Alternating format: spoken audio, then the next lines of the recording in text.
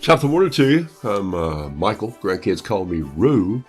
It's a Thursday. I normally don't paint on Thursdays at all. Well, I do paint. I paint every day, but I don't paint on Thursdays online. But I happened to wake up early and had a rooster idea on my brain and thought, I've been doing these 20-minute roosters. I'd just do one and see how it turned out. So if anybody pops up to say hello, if you don't, I'm painting anyway. It's what I do. I posted this as creating a habit, and I'm working hard at creating habits here recently, and a habit in my art. So,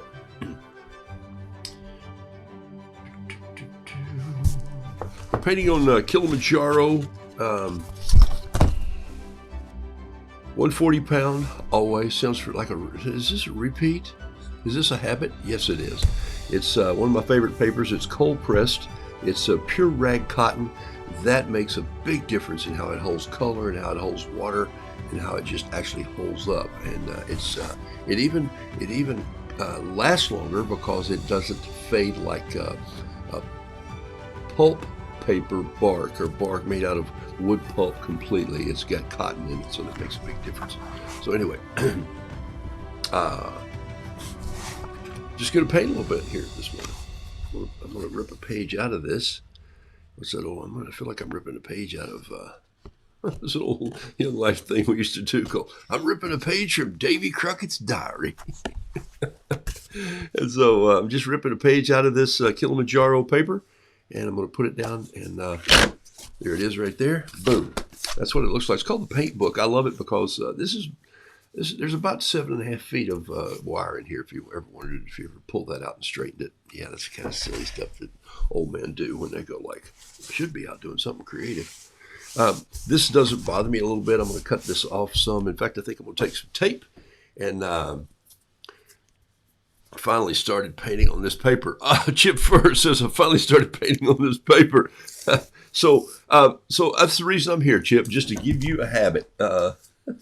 Hey, I've been working on a habit, and the habit is this. The habit is that you would use better supplies, and that you would paint regular enough to say, oh yeah, I remember what I did yesterday. That's been a tough one for me over the years, is I sort of forget what I did the last day. I'm going like, what was he thinking when he was doing this? I mean, I'm taking this tape right here. This is painter's tape. I'm actually sticking it to. This would be a great thing to stick it to right here. My scarf. See that? I'm wearing a scarf this morning because it's cold and gray, and so that's going to be the topic of my painting this morning. It's just cold and gray. It's not snowing. You know, it's sort of like I think Garrison Keillor said one time. When he was having this terrible flu bug, he said, I wish one time you know, he'd go to the bathroom and he would feel like he was just, you know, his stomach was just upside down. And he said, at one time, I just wish I could maybe have seen something for my efforts, but you just go and you do those dry heap things. And I know it's early to talk about that at breakfast, but sometimes I just look outside and I go, it's just gray. And that shouldn't affect me, but it's kind of how I felt. And so I just was going to paint not a gray painting, but a little blue. Maybe add a little extra blue in here. Why did I put this tape on there like that, kind of crooked and off to the side? Crooked because it was a mistake, and off to the side because I just think I want to start on one side, and I don't know, just have maybe I put it like this. Yeah, maybe that's better. Maybe so. Here, let me cut some of this off and just put it like this. Just have a little corner down here that has a little splotch in it. Or maybe this little splotch needs to go right up there. See? There. Just put a little piece of tape there. And I do have a pencil here with you this morning. And so thanks for being on the show. If you're here, I'm going to put on a little more of this music, and I'm just going to paint something. And I'm actually going to start sketching with a pencil. This is a Ticonderoga Dixon Ticonderoga Black HB. It's obvious that I took it from someone else's desk because it's been sharpened with a pencil sharpener. And you know I don't really do that very often. So here's what I think I'm going to do. Let me get my paper towel over here, move some stuff around. Let's see, there's a couple paper towels, there's some pens. Before I came on the show this morning, I took my colors. Ash says it's gray and bean blossom, but brother, it's always gray and bean blossom. So, well, maybe in the springtime when it's turning green, you're out shooting at the squirrels with a slingshot. But I take a little spray bottle here, just one of these, and I just kind of gave this a little mist just to loosen this paint up a little bit, because I think I'm going to paint with a bamboo brush. That's this brush here, and that'll loosen things up just a little bit. So Thursday morning, I'm going to start just by sketching a little pencil here. I always do this in pen most of the time and just let it go. But just in case, do I have an eraser? Oh yeah, there's one. There's a little General's tri-tip. I'll try that. Okay, here we go. Let's see.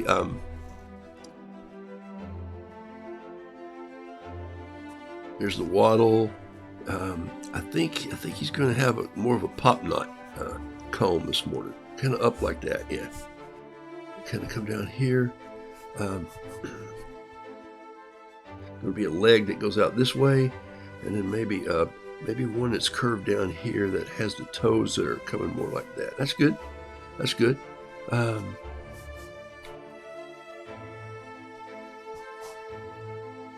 think that's all I'm going to sketch. Did you see that? That's it. It's kind of hard to see that. I'm going to go over this with a little pen so you can just see what I did. I like it. I like how it fits on the piece of paper. It's tight over here, but that means I'll probably curl the tail back. This paper is only 5.5 inches wide, and really a great size to frame if you're framing 5x7. So it's almost 10 inches long. I've cut some off the bottom here. I'm just going to leave that there. It's a hard edge. I don't usually start with that, but I'm going to. And then maybe I'll title it down here somewhere. All right, this is an old pen. An old pen. Yeah, it's an old pen. This is an 05. So let's do this.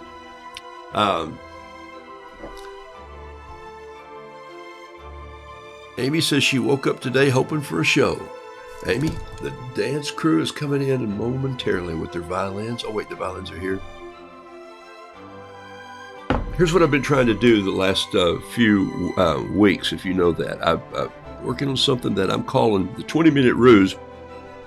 Why in the world would you do something like that? Why would you subject yourself to something like the discipline of doing that when it doesn't really matter to much of anybody, except some of you have purchased those, and some have talked to me about it. But here's what it is. It's the habit of doing something over and over. You probably have some habits you don't recognize. You probably get up in the morning, you probably turn on the light the same way, and you fill up your teapot the same way. If you have tea, make coffee. Maybe you have one of those coffee pots that makes it for you in the morning.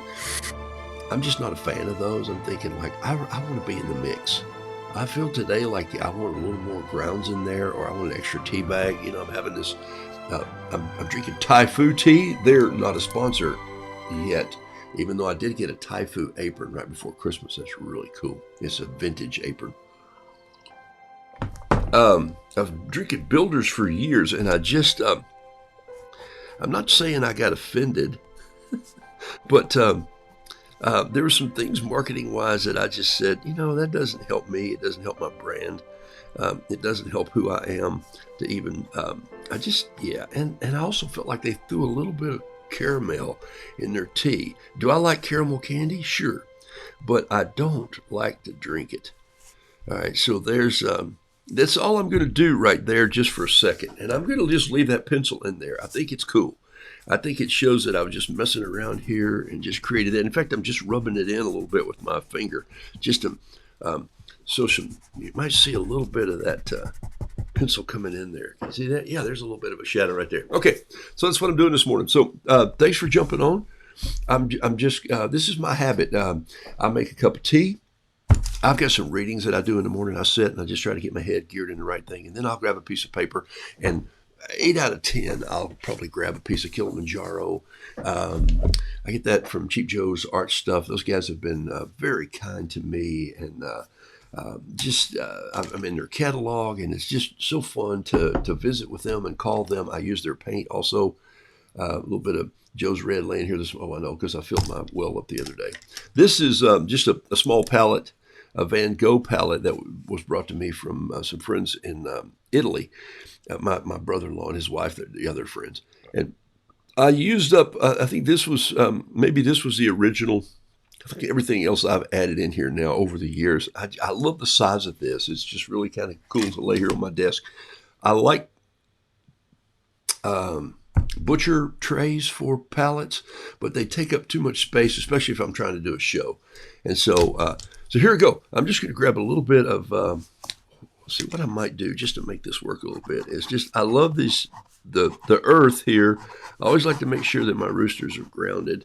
And so for me, that's a crosshatch. And that's just like this. I'll crosshatch a little bit this way, and then I'll come in and I'll do a little heavier crosshatch underneath here just to help add some shadow. Just out on the toes where you might expect some shadow to be. I think you can see what I'm doing there. So just a little bit of that. We sometimes worry about painting individual grass and all that and go like, nah, ain't gonna happen. This is a bamboo brush. I'm just gonna go in now and lay this down here. Start one more piece of music, I think. I like painting with music, and make this happen. Humans are tactile creatures of habit. I don't know. I never thought of using the word tactile with that, but that's fine. June Jones, morning to you. I see some people. Linda Schleitning, weather, damp and gray. What is it? It's always gray. Every time, no, beautiful Ohio, she says, but it's gray. Beverly Schmidt, thanks for being on. Donna Sell Barton, always love to have you on. Kristen McElhaney, thunderstorm in central Ohio, but is that the Pentel 05? Yes. What determines if you use a pen that bleeds or not? Just my style, Chip. I also probably do that 9 times out of 10. I have gotten so used to sketching with the 05s, the 07s. I think there's probably an 07 up here somewhere on the desk. It's probably a white one. I don't see it laying here now. Probably a black one. There's, could be one in my pocket. Who knows, man? I'm just carrying a bunch of stuff around. The 05, though, is a needle tip, and I like the way they don't spread out like a flare pen or like even a fountain pen, but they do soften the line, and that's why I like a little bit of the bleed. And so for me, here I'm just taking this, and by the way, I didn't wet this first. But I've got some serious wet paint over here, and a lot of water inside this bamboo brush. So that's kind of why this paint is spreading so well on this paper. You see, I'm having to paint at it just a little more than I normally do, but I'm painting some detail here. So that's kind of, that's not really the comb I wanted on that rooster, but I kind of like it. It sort of looks like a rubber glove just stretched on your head, like one of those cartoon roosters. So I think what I'm going to do is add maybe a couple little bumps to that right there, just to get that out of there. Maybe it looks more like a ball glove now than it did, but anyway. All right, so here's what I'm going to do. I'm going to grab a bigger brush. This one here. This is a number 1 Yasutoma. Excuse me. Yes, it is. It's a Yasutoma bamboo brush. And I'm just going to go in here, and I think what I'm going to do is I'm going to start at the tail, and we'll come this way. I like to put the red in and let it dry a little bit. Why? I don't know. It's just a habit. And that's what we're talking about today, habits. So now I'm just going to throw some water in here like this. And then where I come in here, I'm going to bring some water down like this, where it starts to meet that ink. And now you can see a little bit of a bleed going in here. You see where that's darkening up? That's kind of where I was headed with that just a moment ago, okay? So I'm bringing that in just a little bit. Since it's a gray-blue morning, I'm going to start with a little bit of an undertone of just some gray. I'm just going to put a little touch of gray in there, just like that, yeah. So that's my little bit of gray, just painting what I looked when I went out there to make the habit of my coffee this morning. Then I'm going to grab some blue, and I'm going to come in with this blue, and I'm just going to sprinkle it in like this. And here I'm going to come in, but guess what I've done here? I'm going to bring some of that up and let it be the back. You notice I didn't sketch up there, but I'm tying it back in like that, okay? So that's kind of where that's going. I like that going there. I like this just cutting off into here. Looks like he's backed into the fence at the barn. Maybe some, maybe a little blue right here too. Come in and grab a little bit of, let's see, Jack Wolfenbarger, good morning to you. I received an American Journey water. Whoa! Took me a year to decide what I wanted, now to bug out a new layout bag. That's awesome. Good for you. I talk about them all the time, but I really like using them because of their light fastness and just how they are. I'm a fan. A little bit of gamboge, and this is new gamboge, and this is also, I have thrown you a little bit of a curveball. If you're looking at my palette, you may see some darker yellow right here.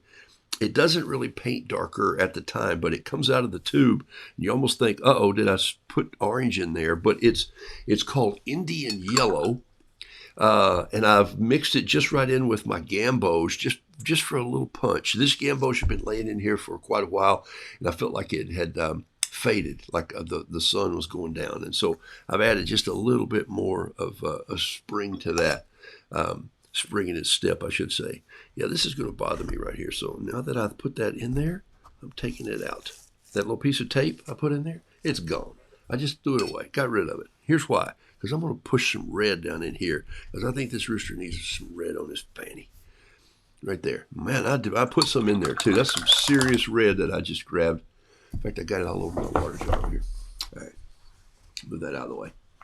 I'm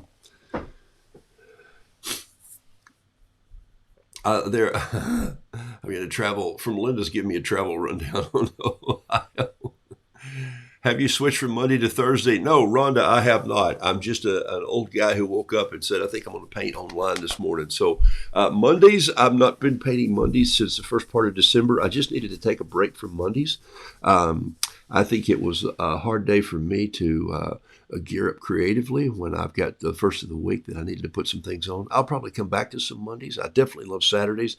I've painted on some Tuesday evenings, and I've just sort of been sketching around a little bit, or I've been sketchy in my jumping around a little bit, and I kind of like that.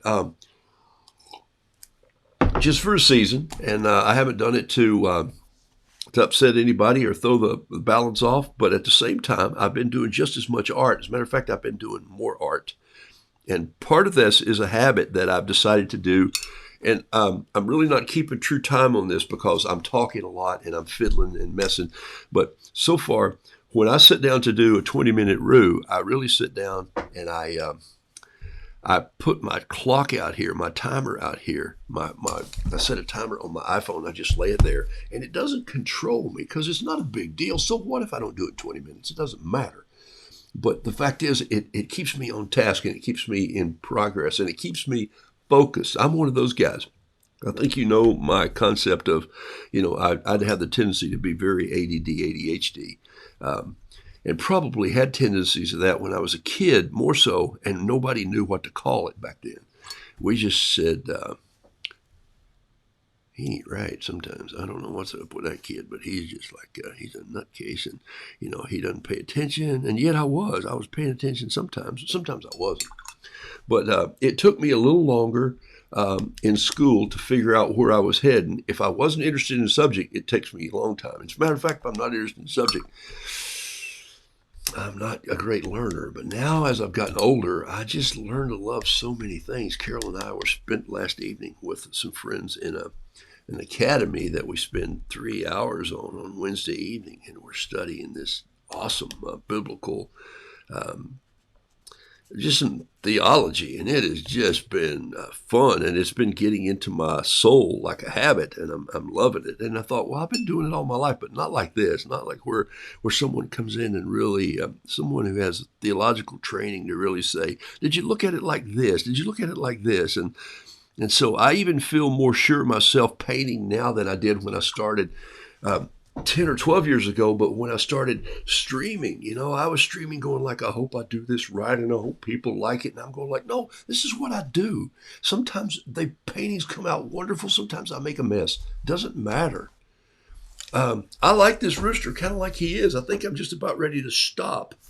And so, yeah, and by the way, from the time I started the show until now, it's been 18 minutes and I've been talking to you. So remember I did the cross hatching down here, and now I'm just going to go get it like this. I'm going to punch it out a little bit. Punch it out is just a term that I would use to say I'm making it come to life. I'm just taking my brush and I'm dipping it in and I'm sliding it across those little cross hatches. And now you see that pen go to work. You see the pen, that 05 that I put in there, this pen right here, Intergel, Pentel. You see it start to come to life. I'm going to throw a little bit of green on top of this just because I want some green in here. Even though it's a gray day in the winter, there's still a few sprouts of grass that haven't been killed off yet. I'm going to put a little touch of royal amethyst. I had some right there on the bottom end. You see that right there? That's kind of a purple. I'm going to put a little bit of purple right here just because the thing that we learned about shadows, and I've been reading a book about Da Vinci's brain, is that he studied shadows over and over and over. He made a habit of drawing shadows of things. He'd get in the light of the sun. He'd put the light here on his still life. It's how you learn to paint still life well, if you paint still life. And you can say, well, that's a still life. And you go, yeah, it is a little bit, but it really is a rooster that's supposed to be running life. And so for me now, I'm just going to go in here with this pen, and I'm going to do some detail with my pen. I could do it with an 07, but this 5 is going to be fine. I'm going to put the veins in my rooster. If you take 3 or 4 minutes out of me saying hello and turning my flow of around what I'm talking about, you're still going to get a little rooster here under 20 minutes this morning. And then I'll answer some questions and paint one more thing. What's he talking to? What's his caption? And I think I got it. I think I just did it. I think I'm going to put another character in here. I like coming in with this little wispy brush. Wispy being, look at the point of this brush. Look how sharp that is. Can you see that? That's pretty sharp right there. Morning from Arizona. So Rhonda, I haven't switched completely. Watching from dreary Newman, Georgia. Woohoo! Surprise, surprise, Kim Sheed says. Surprise, good morning to Denise. Jean Anthalzer. Let's see. So a few of you have come on this morning. Great to have some of you just jump on the class or the show and be here. Why do I do this? I do it because it's part of my habit of painting well. I paint better when I tell the story. I paint better when I tell myself a story. I paint better when I sit down with people and say, let's turn this into something here. And so that's one of the things that I've started doing over the last few years that have really helped me sort of come to light in my painting. And here's a little too much blue in the sky, so now I'm going to go get a little bit of gray. I'm just going to throw some gray in there like this. Started with all that good paper or tape, and now I'm pulling it out. Just didn't like it. So you change midstream. So did I do that just to show you that I change? Yeah, sometimes even mid-project, I just go, I don't know what this is going to become, but I want to turn it into something different. And so I got this little bit of a gray morning. Let me grab a little bit more gray right up here. A little more water right in there like that. Just throw a little gray down in here. Just going to take some gray in my brush and that pencil handle and just give it a little splatter tap around here. Maybe a couple of those splatters right in there of some of that leg color. Oh, that looks good. All right, so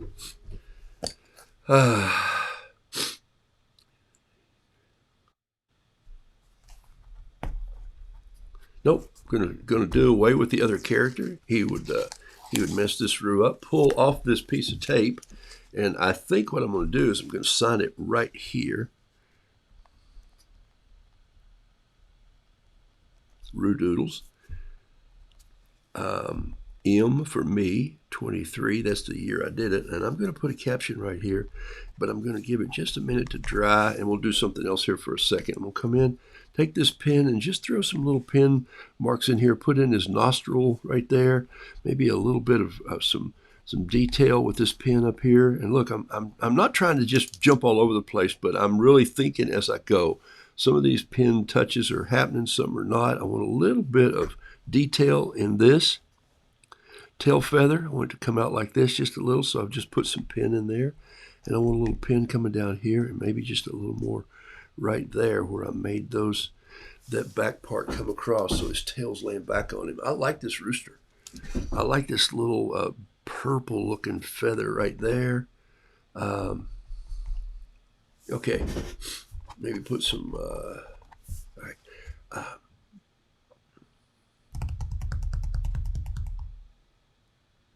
I like it.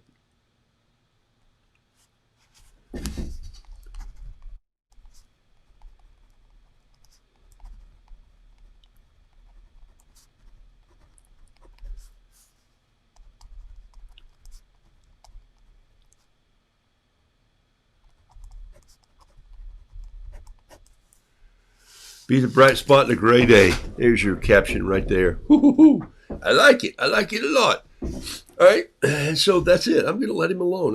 Actually, I'm not. I'm going to put a little piece of the eyelash right here, make that eye just a tad bigger right there, and just some detail right behind his beak, and a little black detail coming in right there. I think that's good. I like those little, just some touches right there. And see, that's just a mix between, if I wanted to, I could come in here with this pencil. This is a 555 layout pencil, and then just rub that in with a little of my finger right there and just give that a little bit of a dose. And maybe shade this back leg just a little bit where it's a little darker. Once again, you got to think about the light, where the light's coming from. But it's a gray day. Be a bright spot on a gray day. I said in, and I'm going to put on and make that into an on. Be a bright spot on a gray day. Sometimes my brain does fire faster than my thoughts do, and sometimes the other way around. So, good morning to you. Glad you all are here. Thanks for being on. See, sunshine hugs from Wisconsin. Well, no sunshine, just hugs. See? Good morning, Heather. Good morning, Philip. Just a click to drop in. Hope you're doing well, my dear friend. Cindy Wiltermood, I love your art. Keep painting. Kristen Klingman, enjoying the colors today. Ready for some sun to shine. Yeah, no kidding. What's the name of the Da Vinci book? It's called Leonardo's Brain. Leonardo's Brain. And I found it at the local library. I just went on a search for Da Vinci, I don't know, 3 weeks ago. I love his designs and his concepts, and so I went on a Da Vinci search. Took several of the books back, but I think I kept that one in here. Let me see. I'll look and see if I still have it right here. I'll show it to you. Oh, here it is. I got it.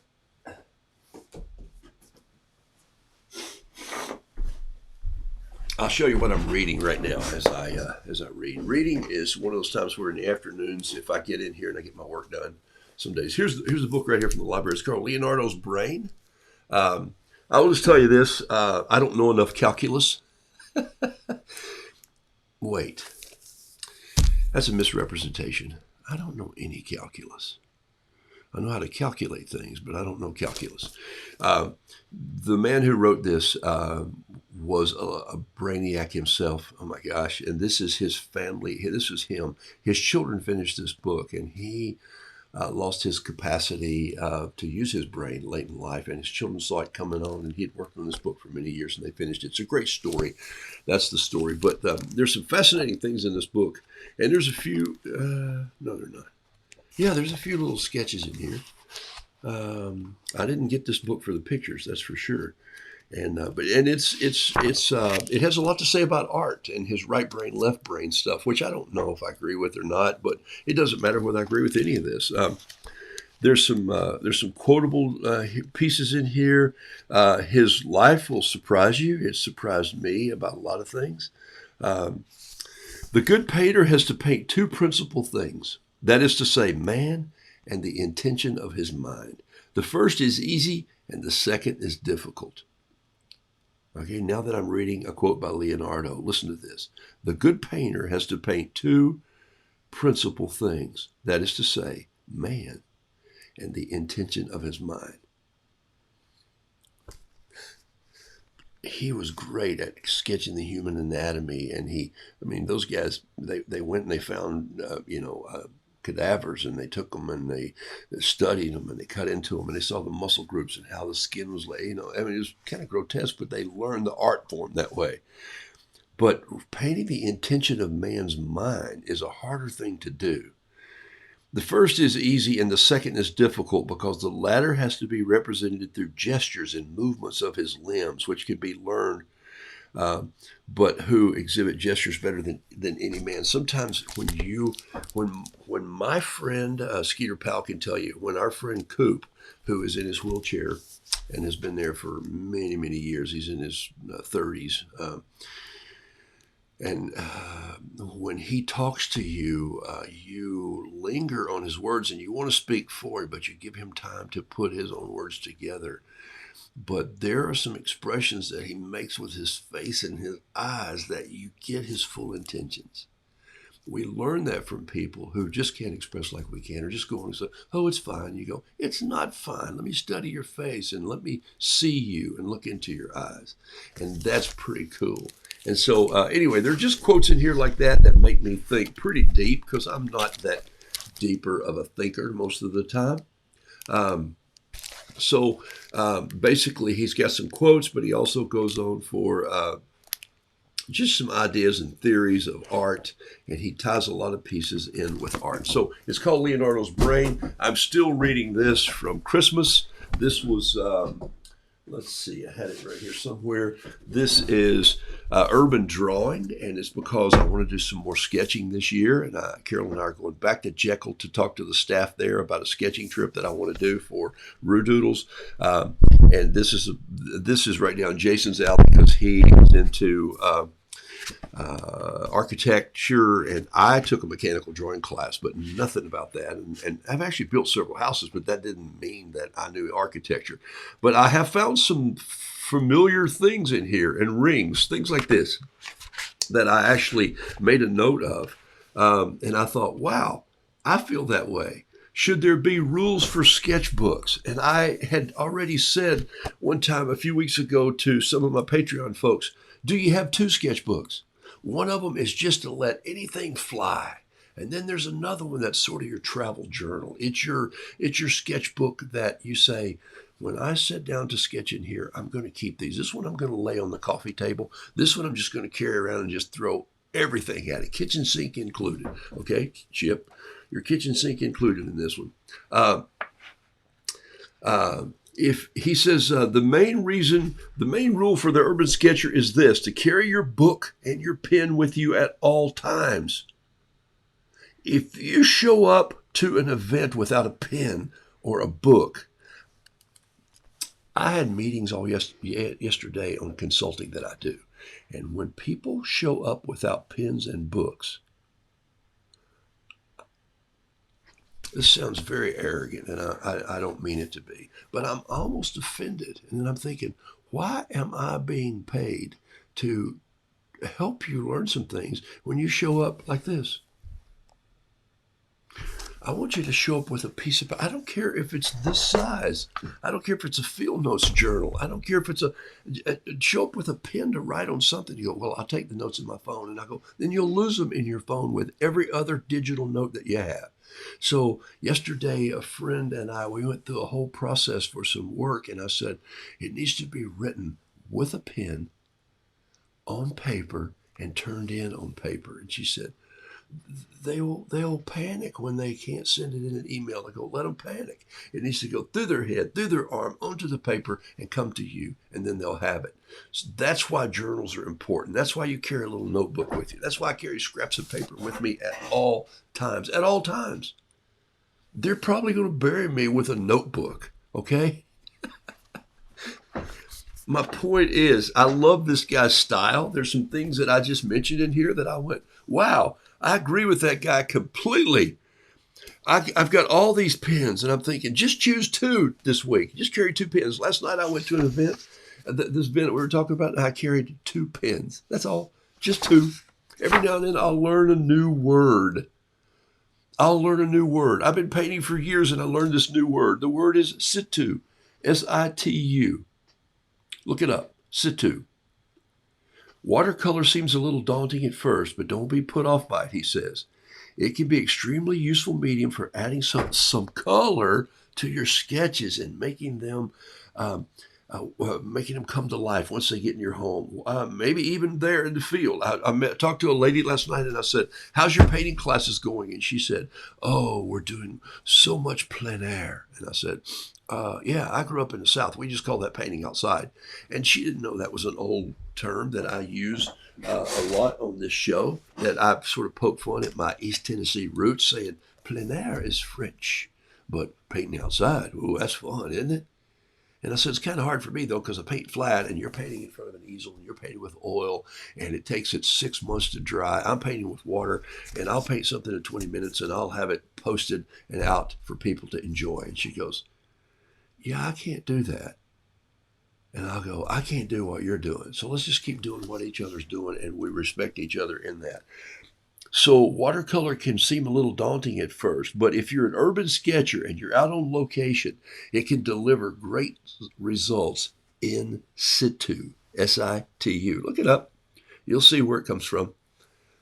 It says it's going to take them some time to master watercolor techniques, but it's definitely worth the effort. I don't know if you can ever master it. I think there are people who think they're probably called masters and they're in the watercolor societies, but I think if they're still not learning, then they've stopped.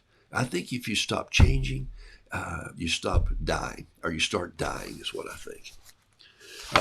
It talks about markers and pencils, and it talks travel light. Oh, that's why you have a bug out bag. Look at this. These are all things that I just made little notes beside them, and I go, hey, I didn't even read this book before I started doing this. Just seems so much common sense to me. Carry small tools. Get ready to run and gun. I carry my little pack of watercolors with me. Last night I painted a small little piece on the table as I sat there and doodled.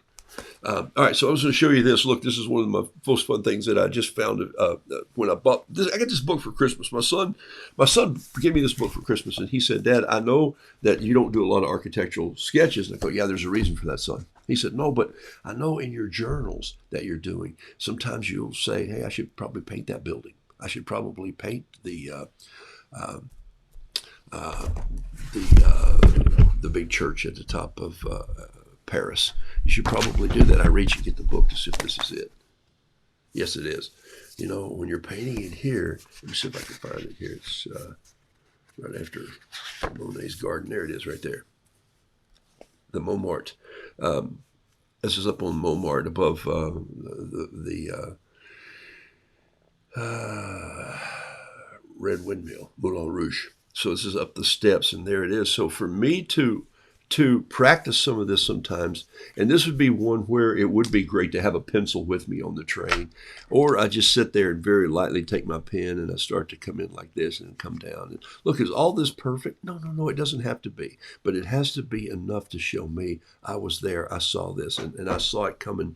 Actually, I saw it coming, this way. I saw it coming this way, because you can see how I shadowed it here. In fact, it looks like I did have a pencil. There's a little pencil mark. So that's fantastic. Okay, so for me, that's what I'm working on. And this one was, I just sat down to do with the pen. This is St. Michel, and I haven't been to St. Michel. I was showing this to Chip the other day, and here's my little sketch of St. Michel. Here it is right here. And I didn't copy this. I didn't trace this. I just took a piece of, yes, you guessed it. I took a piece of Kilimanjaro white watercolor paper, and I just sit down, and I started at the top and just let it come down and looking, and just doing it by contrast. Set this up above me here and sit down and go, okay, and then I'll come to there and I'll go out to there and I'll make this happen. And so there's my little St. Michel painting. Is it just like that one? No. But is his just like the real one? No. He was standing there in the middle of the boat area and sketched it. So don't be shy. When people see you sketching on the street, they'll say, can I have a look? And you say, don't say, yeah, but I'm not too good. Yeah, but I'm just learning. Just say, Isn't art fantastic? People say, are you an artist? And I go, no, but I think like one. I took a young man to lunch this week, some consulting work I'm doing, and we walked into the restaurant, and the lady came back, and she said, it's so good to have you back in. He says, you come here or something? And I said, yeah. And so as we walked out, he saw my little paintings in the little Chinese restaurant that I've been giving him. And she said, someone here wants one of your paintings, and they want me to give them this one. And I said, don't worry about it. I'll bring in my little book, and I'll do them another one. And it was the little lobster that I've done. Thank you, Tom, for your lobster care in helping me paint lobsters. Okay, so that's a book I'm reading too, Leonardo's Brain, and I'm constantly doing research on things like this, just perspective, and it's been a good book. It's called Urban Drawing, if you're into that. I just got this one at the library. It's called Creating Textures in Pen and Ink and Watercolor. Some things I really love about the style, some things I don't, but so what? I'm sure there's some things about their watercolor or my style that they don't like, and they don't. This is really why I got it right here, because I saw this in the front. These were called Japanese floats, and the Japanese floats were made with glass in the early days. And you put them under nets and under a net, a rope net, and they held up in the water to hold your nets in place. They use these in Florida, and lots of ships had them before the days of styrofoam and carving big clunky wood that became waterlogged. They just would have a glass blower blow these heavy glass globes, and they would float. And so they'd wrap them up. Sometimes they get loose, and they float to the shore. Beachcombers find one of these, and it's a real treasure. The people on Jekyll Island, Georgia, where I want to go down and do a sketching thing. And I started with it last year and talked to them about rooms and rates and all that. And I just wasn't ready. I want to prepare myself better to lead this. And we were there and we were talking to them. So we're going down this time to meet with the staff, but we're going for a night, 2 days there, a day there, spend the night, and the next day we're going to treasure hunt. They have these plastic floats that they've made, but inside them there's a little note, and they hide 5 of them a day on beach areas in Jekyll Island. And if you find one, you can take it to the Welcome Center, their ranger station, and you get a real glass float, not one of the antique ones, but one that's been blown today. And they're 6 to 8 inches in diameter. They're like this big. And so Carol is Miss Treasure Hunter, the Yaya, the bon vivant, the hiker, the splitting the globe. And it's a very inexpensive trip for us to take. So that was our Christmas present to each other, that we would go spend a night on Jekyll Island, eat in a wonderful dining hall. It's just unbelievable. It's linen tablecloths and silver, and people wait on you, and it's like old school. This thing was from the 20s, and we'll go through a little bit of the tour that we love, but we're gonna treasure hunt, and we put it in at the end of this month. And I'll come to you live from there, and I'm meeting with Jeff, one of the staff there, about our sketching thing coming up again. And I'll let you know if there's enough room for 10 or 15 people to meet there, spend 2 or 3 nights, and they've got transportation to take us around on some cool places on the island that we could just sketch. So that's coming up in this next year, hopefully. But this is kind of why I got this. I wanted to show it to Carol and have a little history on this. So, but this is something that I'll just scan through and look at, and it's different. Constantly doing research. Okay, so that's kind of why I just jump on and I do this. My job is not to make great artists out of me or either you. My job is just to encourage you to keep creating till you create a habit. This is dry almost. It's still, and I like it. Be a bright spot on a gray day. What a great message to hang in your kitchen. And so that sounds like a sales pitch, and by gosh, it was. And so I'm not shy about selling my art if people want to buy it. And so that always makes it kind of fun. And I'm going to put a little more detail on here. Now I have out a Pilot Kakuno fountain pen, and sometimes I sketch with these fountain pens. And sometimes, you talking about bleed, man, they will turn loose some ink. But I want a little bit of dimples on these legs, and I want just a little more definition here. And I want some toenails coming up, and maybe just a little more hash marks right in there. And I need some tea because I hear my voice is so really scratchy. So how are you coming with your bees? That's a great question. I am at 829, I think. I think 830 could happen right now in just a second. Let's just paint it. So there's this painting, and I'm gonna photograph this painting and post it today. So there we go, live, and you could whoever owns it can cut all this off or frame it, or I'll probably cut that off before I ship it. Live on 1/12/23. But so you got a record of this being painted if you want it. Let me grab a little piece of Kilimanjaro here. I'm just going to rip another piece out of here. And I'm going to cut it in half. Just like this.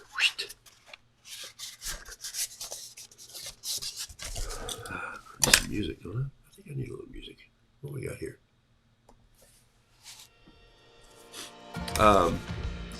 Let's see. Anybody got? Probably use Cowboy Calculus. You're right on that, Mike. Common sense book. Who knew? Go Root. Start from the top. Maybe that's my problem. I always start at the bottom. Yeah, if you're building a house, start from the bottom. If you're watercolor painting, I like to start at the top because some things are going to run down. We leave 15 minutes from the lighthouse to find beach, glass, and wood. I love rocks. Ooh, see, Diane, you didn't know about this. Yeah, it's a well-kept secret. Now I've just told everybody. So keep it until you make it a habit. Block Island does that too. They hide them in people's ferry to find them. Don't you love that? Come on, I think it's a great marketing concept. But I also think it's just fun for people who want to go be a beachcomber and say, "What'd you find on the beach?" You go, "I found this glass orb that used to be a float," or a reproduction of it. And I think that's pretty cool.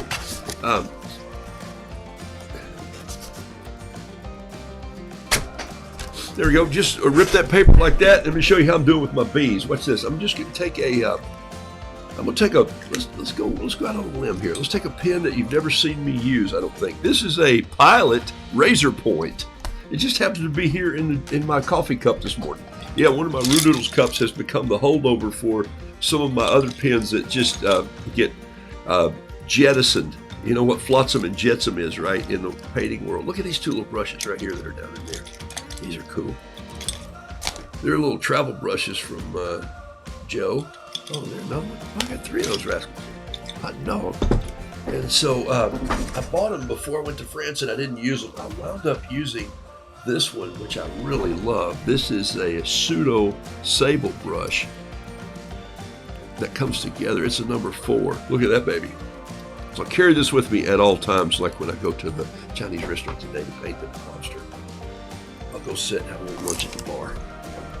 And seems weird when you say have lunch at the bar. That isn't even true. But they make me great tea. All right. I was going to use this razor point just to paint a little bit. Okay.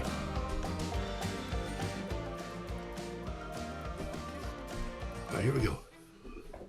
I think this bee is going to be more like a bumblebee. So I'm just going to, and I'm not looking at any bees here. I don't think I have any laying on my desk. I know that he's going to be, I write a little number down though, and I know he's going to be 529, or I think I'm off by 1, 529, 530. So let's put this deckled edge up at the top just like this. Yeah, let's turn it like this, and here we go. All right. So let's see here. I'm just going to start making a few little marks down this way, which seems kind of different from how bee hair goes, or pile as they call it. So Mike is still on the show. Mike can paint some bees. He's also a beekeeper, and I have his artwork pinned to my board over here too. He painted me a cool one of a man in a bee hat and a smoker, and pretty cool stuff. So this is a razor point pen, and I'm pretty rough on these pens, especially on this paper, but I'm just going to use it so you get a little idea of what I'm going to do with this bee here this morning. And a little bumblebee. I put his eye right here, maybe a bumblebee, a pollinator. It's not that I always do honeybees, but I do like any pollinator that pollinates the earth, and I think that's pretty cool. I'm coming down here with this leg that comes over, and then come down here, out like this. Let's give him some wings that are up here like this. There we go. Look at that. That's a bee coming in right there. You see that? You're going like, wait, what's this big old? I don't get it. How are you doing this? We'll come in here. Just come in here like this. Come in here with this.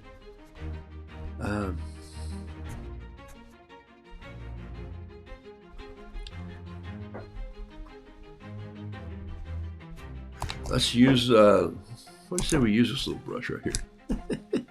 That's like, it's okay when you're on a train, but when you're at the desk, I feel like I'm a 3-year-old. Look at this. Maybe that's why I haven't used them so much. Maybe that's why they're over here in this pan. All right, a little yellow, a little Indian yellow, a little gamboge. Let's come in right here and just put some of that yellow right down in there, just like that. Let's put a little spot of yellow right there.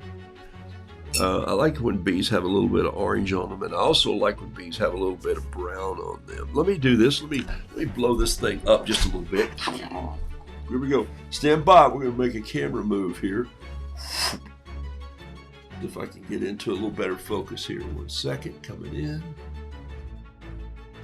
Boom. Is that close to focus? That's almost focused. That's a little better than it was, I think. It's also a little closer so you can see sort of what I'm doing here. I'm just bringing some of this yellow up here, just like this, up on his back, and just letting this mingle with that razor pen. And how did I know how the razor pen would respond? I didn't know exactly, but I've also tried it on some watercolor paper. Maybe I should try it on a little piece of true watercolor paper. Let's see if I got a spot here. Here we go. Remember I told you I carry paper with me all the time. Here, let me just grab a little spot, a piece out of here. There's a piece of watercolor paper right there. And that's the same paper that I always paint on. Let's take this pen and let's do the pen test. Like that. Just draw a little box and put that, and let's go Roo. And then grab the brush that I'm using, maybe this little brush right here, and then just kind of wet it, and then get a feel for how it bleeds. Oh my gosh, that's a razor point pilot. Has a little yellow tip on it. You can buy them at Staples. It's called Razor Pilot Razor Point. And I used to use those all the time, but I tell you why I quit is because I was so heavy-handed with pens that I'd kill one in just no time. But that's a good color. Okay, see that? All right. All right, this is going to come in here just with a little bit of yellow. What happened to my music? It died. Can't paint a bee if your music's dead. Bees have to have music.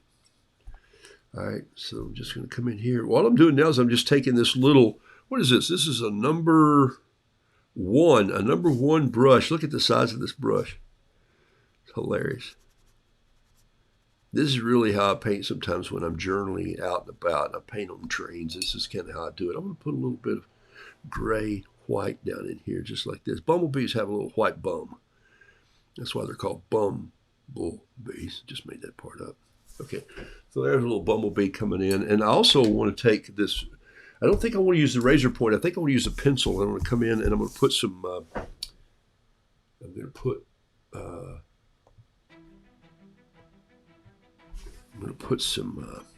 definition to the wing here. Just some little bit of this. And then also, here's what I like to do too. I like to quit throwing my brushes down so I lose them. I'm going to get a little touch of brown. Just a little mixture of brown over here. And I'm going to bring some brown out just on these wings. Like this. There's a little membrane that comes back from the top of the wing. If you haven't studied bees, study them sometimes. If you've never owned bees, it's a lot of work. Mike, I appreciate what you do. I just had a little drop of honey this morning, and man, I'm telling you what, there's just nothing like it.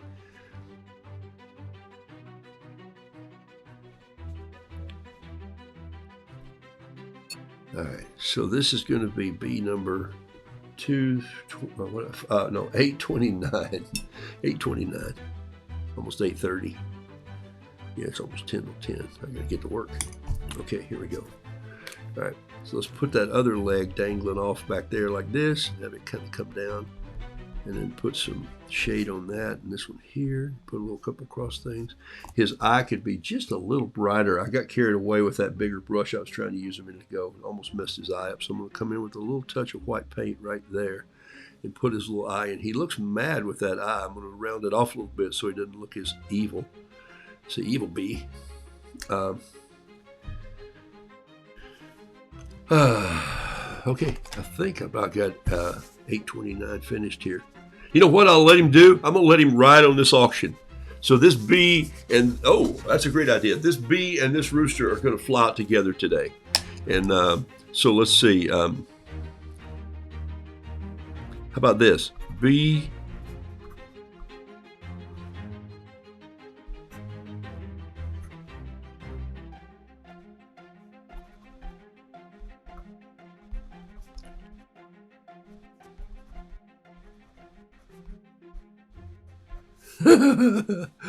I love it. I just figured this out. Roodoodles. All right, this is how you make up art on the fly. Pun intended. Okay, let's get a little bit of a brush so I can splatter with here. Let's see. Let's just grab this. This is number 5. Just some little yellow orange splatters, and just grab my pencil and just kind of go in there and just give it a little bit of splatter fly like that. This is going to be bee number 829. All right, there he is right there. It says, be thankful you're alive to see. What's this say? This says, be a bright spot on a gray day. This one says, be thankful you're alive to see a gray day. So there you go. So that's 829. There's a bee right there. I like him. He's a bumblebee. And I just started by doing little pile marks, just like this. Just not worrying about it too much. Don't try to make it so dead-gum photo-like if you like loose art. If you're a realist and God has gifted you with the ability to paint like that for heaven's sakes. Okay, what time is it? It's 9:52. Okay.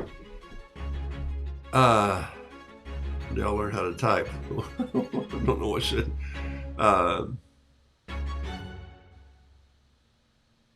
Following Judy, thanks for being on the show. Beasley, that's surprised to see you on.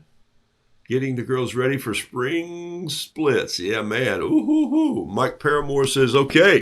That means he's going to, when he's splitting, it means he's going to be splitting some hives up. So he's going to be removing some queens from some of the brood, taking them over and putting them in another gum box, or they still call them gums.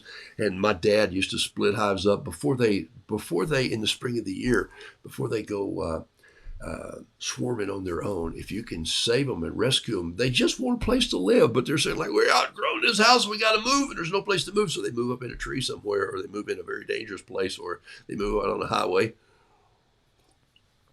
So that's awesome. It is a time-consuming thing to be a good honey keeper. I've told you the numbers. The last year I left Knoxville, Tennessee, my dad sold 13,000 pounds of honey, 6.5 tons. And it was just him and a friend. And I have an old video somewhere that's still on VHS tapes that I went and shot. And bees were stinging the microphones. And I was out in my suit and shooting video of him robbing his supers. And oh my gosh, it was unbelievable. It was so much fun. And the whole time I was kind of paranoid because he'd already dropped bees on me a couple times.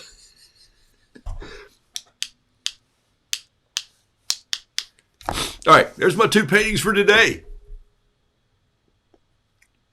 Real fuzzy bee.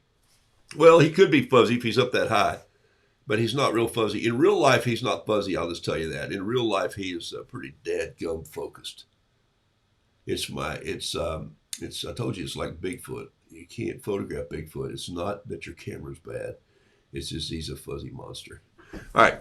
So here we go. So there they are. Those are 2 I'm going to post today. I'll let them ride out together and we'll see what happens. There's bee number 829, and it's all about being a bright spot on a gray day, which is a good call for today, this Thursday. I'm going to clean up my brushes. I've got some work to do. I'm working on a painting today for Grit Magazine, and it's a written painting. It's a poem that's going out today. There's a painting, but there's a lot of verbiage with it. I want to get that right, and I'm working on a concept for some other folks. And I like having work to do that has purpose and meaning. But for me, this is really purposeful. It gives my brain a chance to expand and grow, and I'm making it a habit every day. Blessings to you all. Thanks for being here.